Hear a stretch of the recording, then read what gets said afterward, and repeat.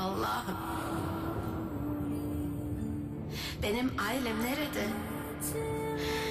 Soyum sopum nerede?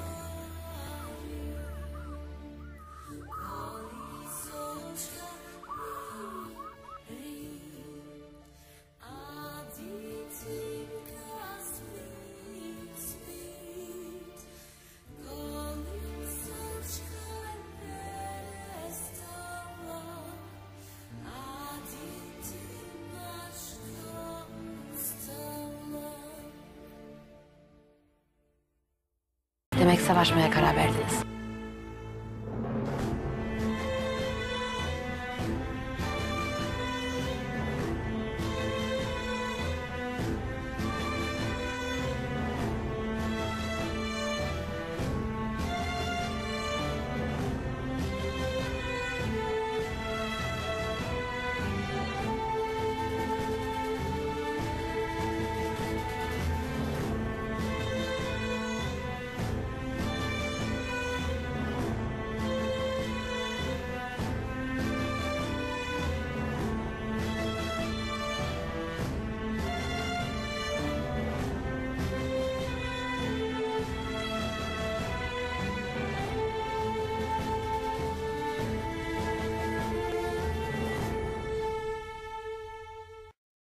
Söz veriyorum. Anneniz bugün diz çök, etek öptü, af dilediği herkesi gün gelecek önünde diz çöktürecek. Vallahi savaş başlıyor sultanım, savaş.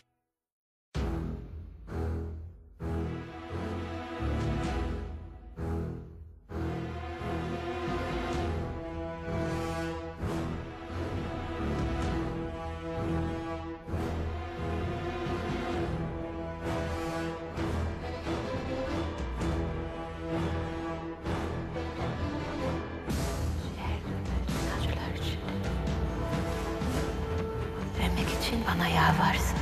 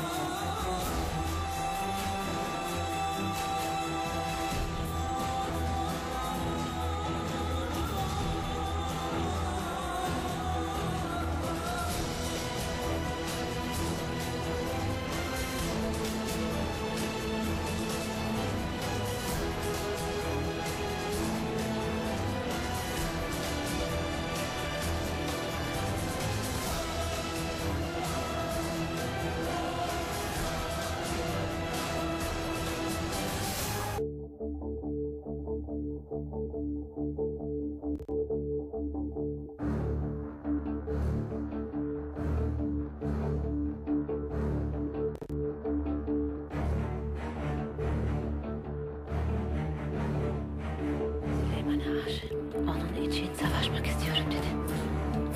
Savaştık. Bitti. Ben kazandım.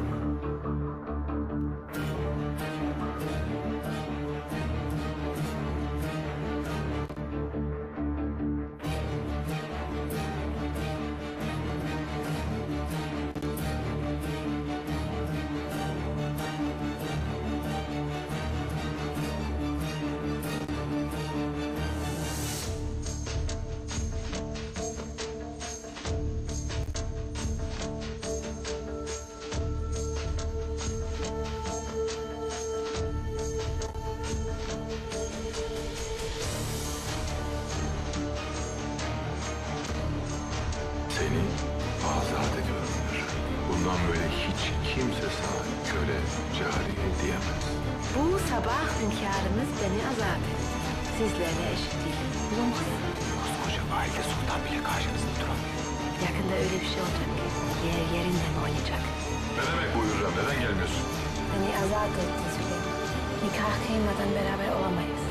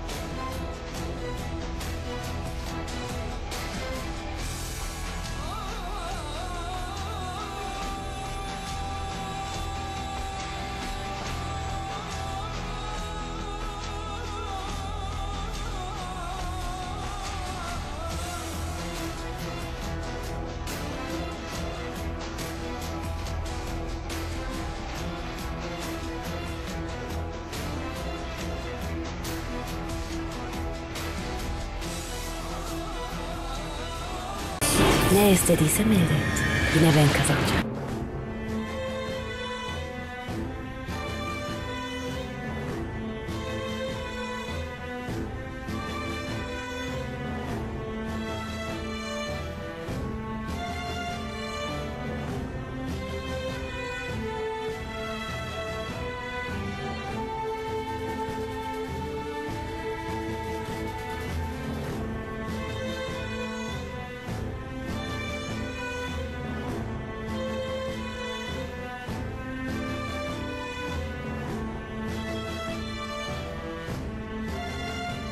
Bir sonraki hedefi İbrahim'miş. Sonra ben, Mahidevran, Mustafa. Hepinizden bir bir kurtulacakmış. Bu kadın ne söylediyse yaptı bugüne kadar. Ne kadar çabalasam da engel olamadım. Amaçlarına bir bir ulaştıkça daha da güçlenecek. Ne yaparsınız yapın. Kazanan ben olacağım. İstediğini elde etmek için her şeyi yapar.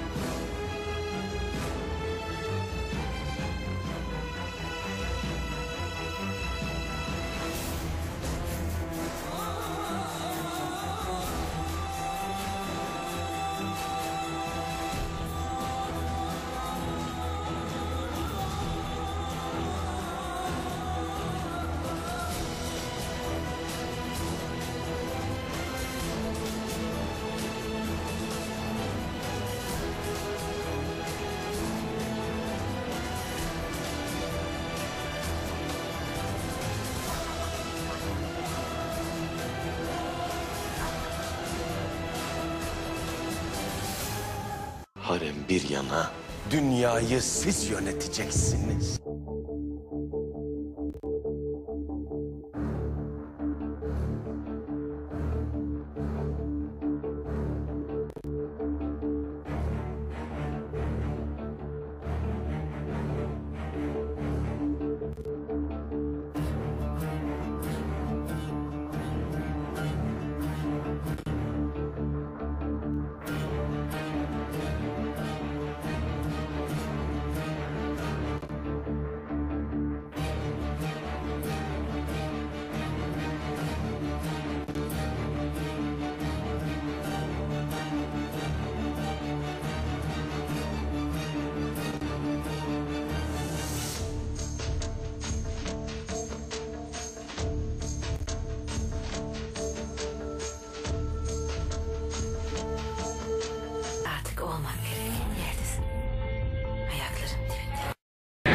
Senin yolun cehenneme gidiyor İbrahim.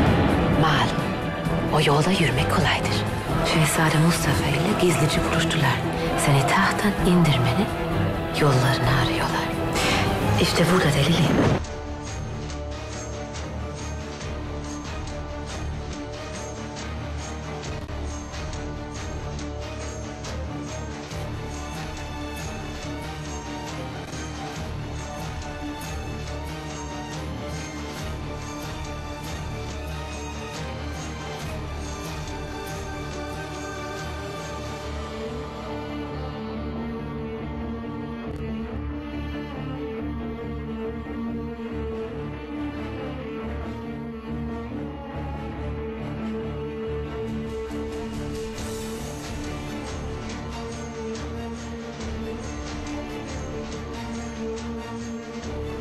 Söz verdiğim gibi düşmanları bir bir bana yaptıklarının bedelini ödüyor.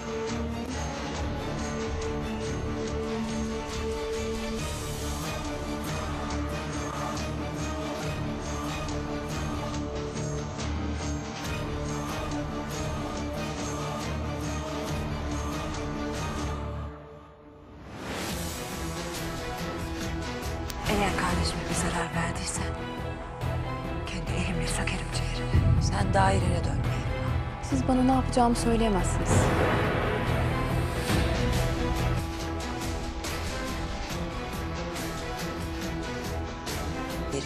Şah Sultan sizi hiçbir zaman sevmedi. Bunun sebebini biliyor musunuz? İbrahim Paşa.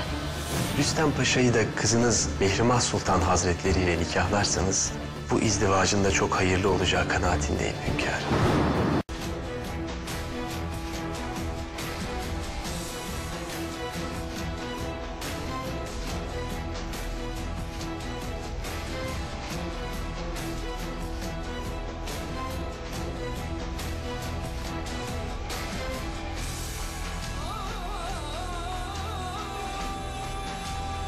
Mevzu bahis olan kardeşlerinin istikbaliyken küçük bir kız çocuğu gibi davranamazsın.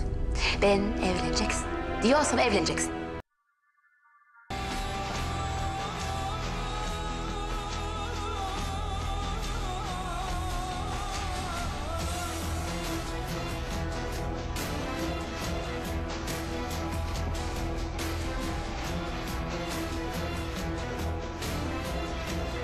Emine Hatun tanıyorsunuz öyle değil mi? Benden ne istiyorsun Mihrimah? Sizden tek bir şey isteyeceğim. En geç yarın sabah payitahttan gideceksiniz. Bir daha asla dönmemek üzere gideceksiniz. Senin Hürrem'e benzediğini söylerdi herkes. Lakin benzemekten daha fazlası. Ta kendisi olmuşsun. Bundan ancak şeref duyarım. Ben Hürrem. Düşmanlarım korksun benden. Gazabımdan korksunlar. Bir ok gibi saplanacağım kalplerine. Sonsuza dek yanmaları için. Sonsuza dek yanmaları için. Düşmanların kanı dökülecek. Artık af yok. Korku yok. Benim adım Hürrem. Ben affetmem.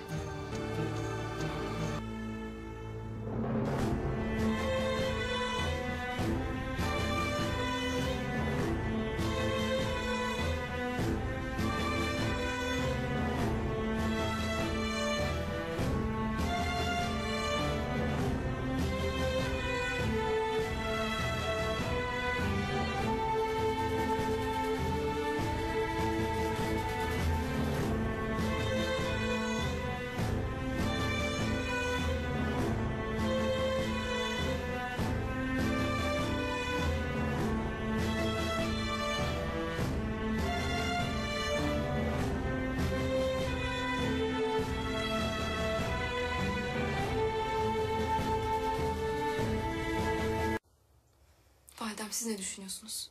Sizce babam kimi seçecek? Ben kimi destekliyorsam onu. Sence hangi evladımı taht sancağına göndermeliyim Hürrem? Hangi şehzademi? Şehzadem Selim'dir. Selim Hazretlerini tayin ettiler.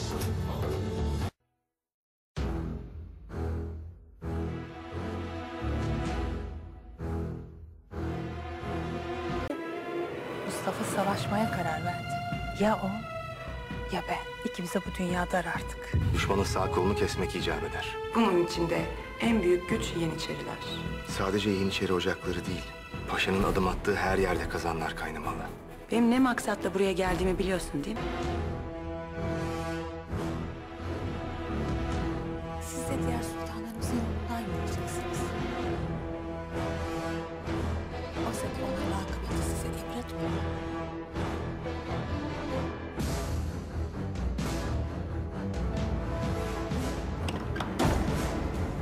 Hayır. Müsaade etmeyeceğim. Bu sarayda bir şehzade daha doğmayacak.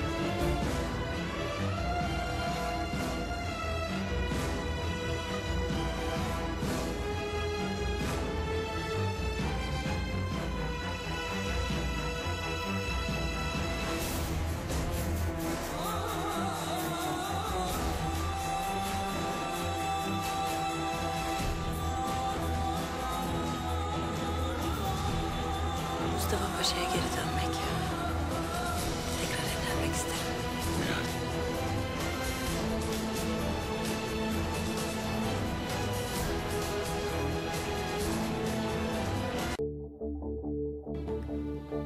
Fatma Sultan gibi onun da sonu yakın.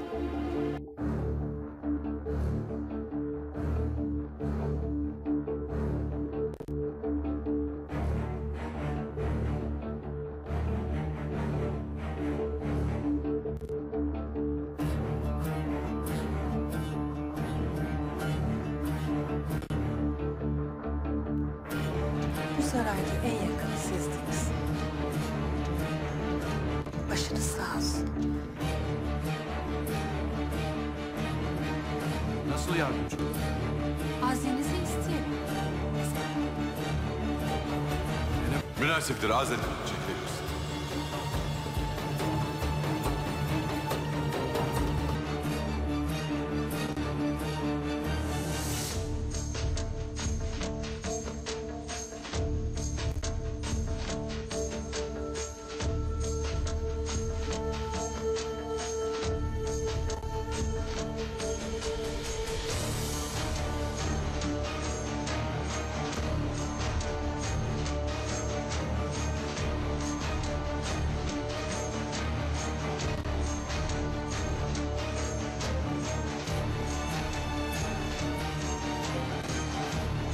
Piri Reis'in yaptıklarının cezası belli.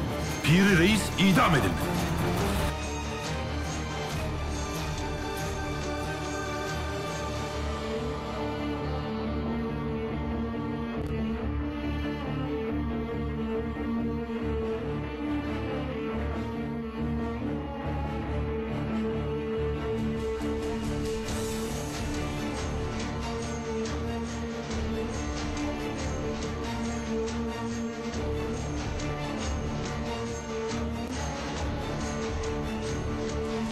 Bu hatanın bedelini canınla ödeyeceksin.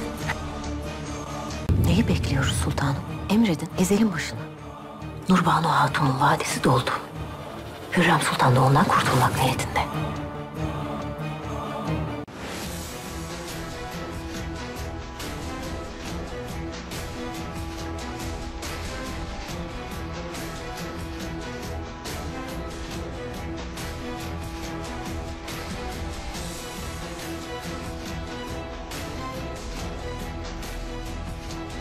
Şikayet var efendi.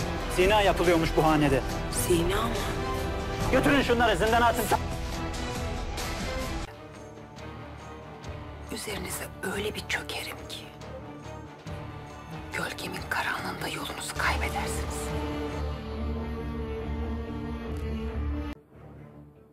Eğer yine kocanızı kaybederseniz adınız Neşe'nin değil, kederin sultanı olacak zira.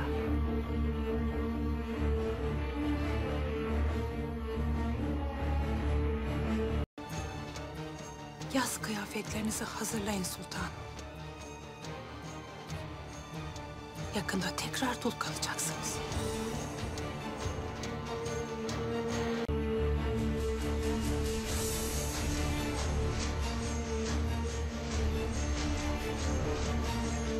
Ateşle oynuyorsun. Hala anlamadınız değil mi? Ben o ateşin bizzat kendisiyim.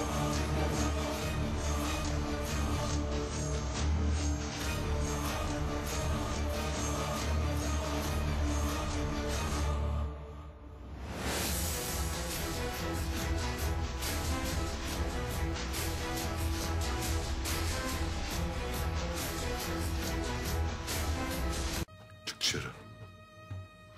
Sana bir fenalık yapmadan defol. Seni bu sarayda görmek istemiyorum. Sesini dahi duymak istemiyorum. Yıkıl karşımdan!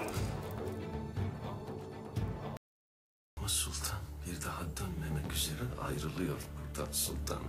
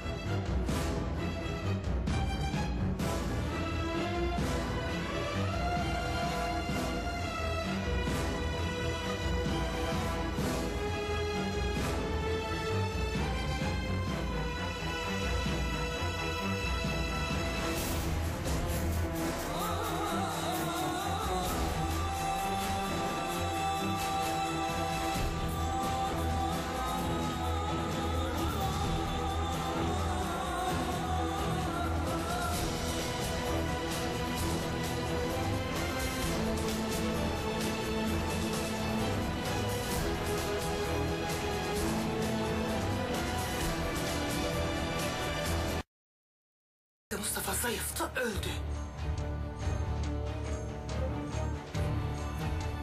Bense hayattayım.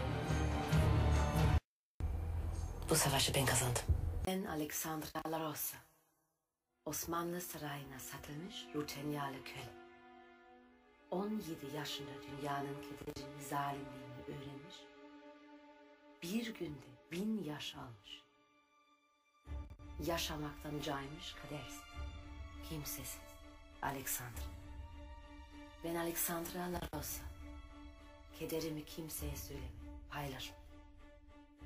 Canımı yakıp her şeye kahkaha ile cevap verdim. Gözyaşımı sadece ailem için akıttım. O köle kızdan bir sultan yaratıp kadere karşı koydum. Ben Hürrem, Sultan Süleyman'ın kölesi, cariyesi, sultanı, 5 evladının anası, nikahlı karısı Hürrem. Ben Hürrem, Mehmet'in, Nişimah'ın, Selim'in, Beyazıt, Cihangir'in talihli anası. Hasek Hürrem Sultan. Evlatlarım, ben size kendime bir söz verdim. Yemin ettim. Vaktiyle diz çök, etek öptü, af dilediğim herkes, gün gelecek, benim önümde diz çökecek dedim. İşte o günler geldi çattı. Bana türlü cefayı, kederi, eziyeti layık gören düşmanlarımın sonu geldi. Artık korksunlar benden.